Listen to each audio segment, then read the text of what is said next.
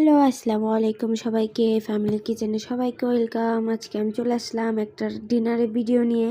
তো এখানে দেখতে পাচ্ছেন, এখানে আমি ফার্স্টে গরম গরম ভাত নিয়ে নিয়েছি, আর এখানে আমি খুব ঝাল ঝাল করে একটা আলু ভর্তা বানিয়ে নিয়েছিলাম। সেটা দিয়ে আগে আমি একটু গরম ভাত দিয়ে খেয়ে নিয়েছিলাম, আর এটা খুবই ভালো লাগে আমার কাছে আলু ভর্তা দিয়ে এইভাবে গরম ভাত দিয়ে খেতে।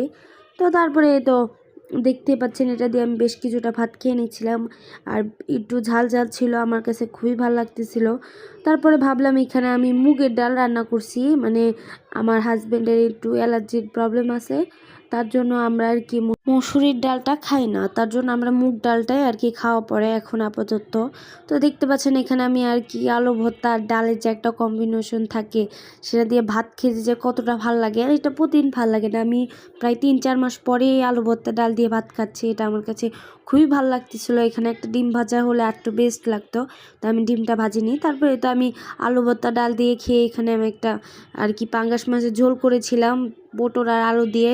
আপনারা দেখতে পাচ্ছেন এখানে আমি নিয়েছি, আর আমি ভাত বেশি নিইনি, কারণ আমি রাত্রেবেলা বেশি ভাত খেতে পারি না, আমার মানে একবার হাঁসফাঁস লাগে ভিতরে। দেখতেই পাচ্ছেন এখানে আমি খুব সুন্দর মতন আর কি নিয়ে নিয়েছি, পটলটা দিয়ে মেখে এখন আমি মাছটা দিয়ে খেয়ে নেব। আর এখানে এই মাছের টুকরাটা আমার খুবই ফেভারেট। মানুষ ওই পিঠের মাছটা পছন্দ করে, কিন্তু আমার এই প্যারের টুকরাটাই ভালো লাগে। তো যাই হোক, আজকে ভিডিওটা এতটুকুই ছিল। আলহামদুলিল্লাহ, আজকের ডিনারটা আমার এতটুকুই ছিল। আশা করি আপনাদের খুবই ভালো লেগেছে, আর ভালো লাগলে অবশ্যই লাইক করতে, কমেন্ট করতে ভুলবেন না। আর আমার ফেসবুক পেজের থেকে দেখলে পেজটা ফলো করে দিবেন, আর ইউটিউবের থেকে দেখলে ইউটিউব চ্যানেলটা সাবস্ক্রাইব করে দিবেন। সবাই ভালো থাকবেন, আমাদের জন্য দোয়া করবেন।